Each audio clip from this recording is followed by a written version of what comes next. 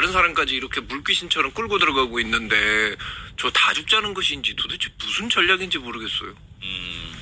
그냥 국무총리를 거쳐 건의해야 된다는 규정 때문에 거쳤다라고 그냥 주장하는 것 같아요. 요식행위로.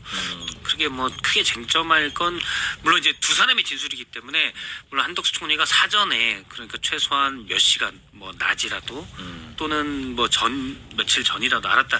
이렇게 된다면 정말 중요한 문제죠. 네. 그거는 따로 알아볼 필요가 있는 문제지만 또 예를 들어서 뭐 지금 나와 있는 예를 들어 여인영 전 반급사령관이 한 주장대에 따르면은 작년 12월부터 몇몇 장성들 또 이런 분들은 알고 있었을 그런 의도가 있다는 걸 알고 있을 개연성이 높잖아요. 예. 한덕수 총리가 과연 이런 의도나 낌새를 언제 알았는지도 중요한 쟁점인데 예.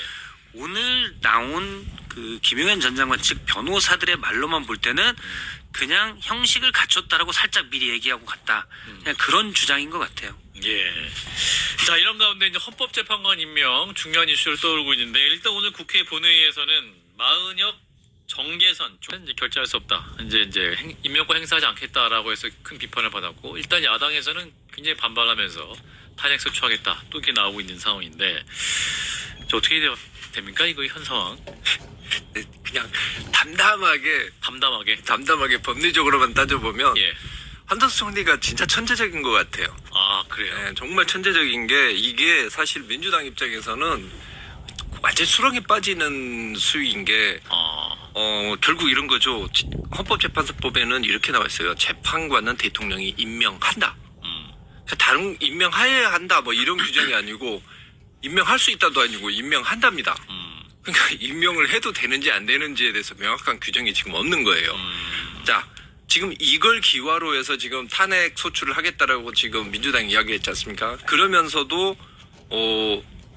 의결 정족수 가지고 지금 문제가 지금 되고 있는 겁니다. 그렇죠. 과연 150명에 맞춰서 예. 150명으로 갈 것이냐 아니면 대통령에 맞춰서 200명으로 갈 것이냐 이런 문제로 가야 되는데 법적으로는 한 달 정도 이건 끌고 갈 겁니다. 그냥 완전히 수렁에 빠지는 거예요. 그래서 제가 보기에는 한덕수 총리가 그것까지 계산을 다 하고 니네 결국 못한다 라고 생각을 하고 던진 게 아닌가 싶거든요.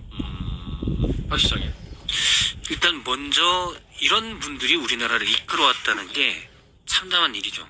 그렇죠? 저는 딱 오늘 한덕수 대행이 담화문을 내는 걸 보고 윤석열 대통령의 국무총리로서 그간 고생했겠다라는 생각을 딱 오늘 낮까지 하고 있었는데 그 이후로 이러니 윤석열 대통령의 국무총리를 했구나 라는 생각이 들었습니다. 예. 이분이 DJ 정부 때부터 경제수석하고 노무현 정부의 총리하고 온갖 고위 공직을 계속했는데 나라를 생각하는 마음이 고작 이 정도였나? 참담한 거예요, 사실은. 예. 정확히 오늘 담화문에서 한 얘기 중에 어떤 표현이 있냐면, 예. 그래서 아니 그건 당신 생각이고 하고 자리에 계속 앉아 있겠다는 겁니다.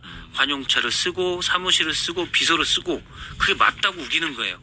이게 지금 2024년 대한민국 현실이 이렇게 가야 되는지 그거를 여당의 비대위원 지명된 분이 할 얘기고 한덕수 권한대행도 실제 그걸 노리고 해야 되는 건지 이거는 우리 국민들을 너무 무시한 서사라고 봐요. 그다음 마지막으로 민주당이 그런 쟁점을 조금이라도 없애면 사실 지금 저는 권한대행으로서의 탄핵 소추 사안은 빼고 총리 걸로만 가면 깔끔합니다. 이미 내란 국무회의 같은 형식을 띈 회의를 한덕수 총리 시절에 했기 때문에 그걸로 충분히 탄핵 소추가 돼요. 지금 권한대행일 때 사유도 2개가 올라 있는데 예. 저는 굳이 넣을 필요는 없다고 생각합니다. 예. 지금 나라는 큰일 났죠.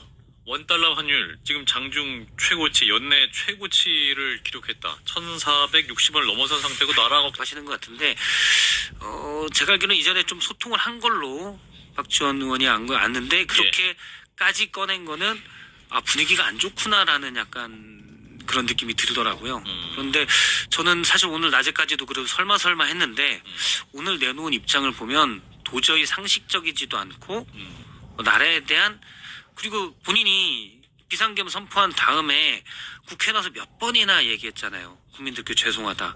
사과하고 비상계엄을 정말 제가 막았어야 못 막았다 이렇게 얘기했죠. 예. 지금 하는 짓은 그때 한 얘기와 정반대의 일입니다. 그는 정말 용서받을 수 없는 일이고 저는 그래서 어제도 뭐 얘기했지만 설령 혼란이 있지만 그건 또 우리가 감내하고 극복해야 될 일이고 탄핵 수치가 돼야 된다고 봐요. 예. 자, 내일 일단, 오전까지 마음을 한덕수 권한대행이 바꾸지 않으면 예. 알겠습니다. 자, 일단 신발에 예. 한판 부분씩 마치고 바로 또 국민의 입장 들어보겠습니다. 박우신 기자 고맙습니다. 감사합니다. 이거 다 된. 771923 자세한 내용은 한국노인인력개발원 홈페이지에서 확인하세요. 이 캠페인은 보건복지부와 함께합니다.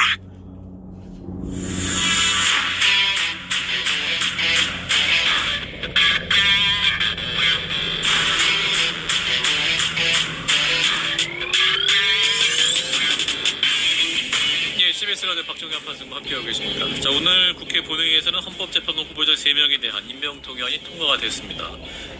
하지만 한덕수 대통령 권한대행은 헌법재판관 임명, 여야 합의가 필요하다면서 사실상 임명권을 행사하지 않을 것으로 보이는 상황이고, 국민의힘은 인사청문회에 불참하면서 표결에도 불참했는데요.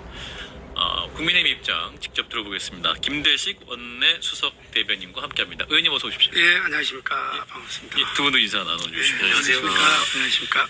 자, 오늘 임명동의안 헌법재판관 후보자 3명에 대한 임명동의안 표결이 있었는데, 물론 의원님도 불참을 할 수 있다고 봐요. 예. 그런데 지금 현재 헌법재판소에서 기각 이렇게 하면 다시 대통령으로 복귀를 해야 되잖아요. 예. 그런 경우에는 지금까지 예가 없었다는 거죠. 그리고 박근혜 대통령 탄핵할 시에도 예. 그때 당시에 지금 뭐 법무부 장관을 거쳤지만은 추미애 판사 출신이잖아요. 예. 추미애 당대표도 그랬고 우상 원내대표도 그렇고 박범계 의원도 그렇고 예. 절대 이 권한대행 입장에서는 예. 이 틀을 벗어나지 마라. 이런 거 아니겠습니까? 예. 그래서 우리도 법대로 하라는 거지요. 근데 이분은 이제 이 3명의 재판관은 국회 추천 몫이잖아요. 그렇죠. 그러니까 예, 국회 맞습니다. 추천 몫에서 국회에서 이제 다 여당, 야당, 그 국민의힘에서 한 분 추천했고, 예. 2명은 이제 민주당 야당에 추천했고, 네. 국회 추천 몫이니까 사실상 국회가 통과시켰으면 대행으로서 그냥 자연스럽게 통과시키는 것이 아니 그러니까 예. 이게 87년도 헌법이겠죠. 판단이 어렵다는 거지. 그런데 예. 그런데 지금 현재 법으로서 누가 그거를 임명을 합니까 지금? 누가 임명? 아니 그러면 그거 빼고 일단 그럼 탄핵 심판 하지 마요. 의원님은 아니 해야지.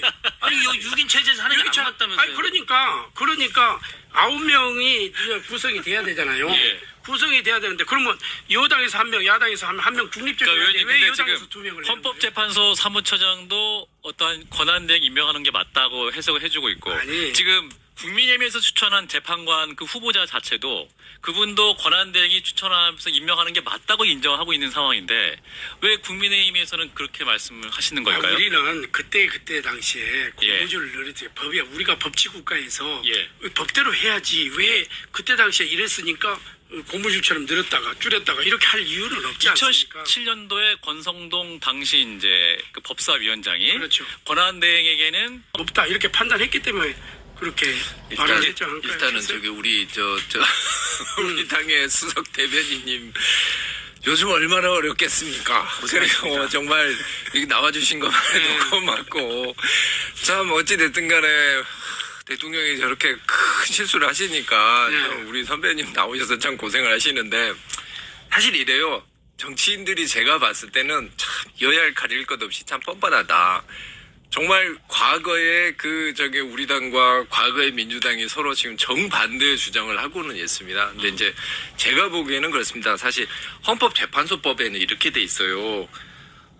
대통령이 임명을 하게 됐지만은 그 9명이 각각 절차가 다릅니다. 예를 들면은 대통령은 이 하는 3명은 임명, 국회에서는 선출하는 3명, 그리고 대법원장이 지명하는 3명 이렇게 됐습니다. 언제까지 미룰 수는 없는 거고요. 그리고 제가 항상 우리 당에 이제 하고 싶은 게 이재명 무섭다고 오는 것들을 다 부인하고 나갈 수는 없을 것 같아요. 그래서 이제 이 부분에 대해서는 좀 중지를 모아서 이거 지금 헌법재판소 정상적으로 운영을 해서 진행을 시켜야 되는 게 저는 맞다고 봅니다. 그래서 이제 아주 저도 저 일리가 있다고 그래요. 저도 이렇게 언제까지 그걸 끌고 갈 것이냐. 이게 국제적인 신용도뿐만 아니라 오늘도 지금 달러가 지금 1,460원 꼴 돌파되고 예. 그리고 또 우선 또 국민들이 굉장히 불안해하잖아요. 예. 안정이 되잖아. 어느 날 갑자기 정치인들이 국민들을 걱정해줘야 되는데 국민들이 정치인들을 이렇게 지금 걱정해주는 형국이 했잖아요. 예. 저도 이게 국회의원 한 사람으로서 굉장히 책임감을 갖고 우리 국민들이 바라보기에는 참 면목이 없어요. 그러면 어떻게 이거를 풀어나가? 이것도 사실상 여야가 한 명씩 하고 한 명을 하라는데 일반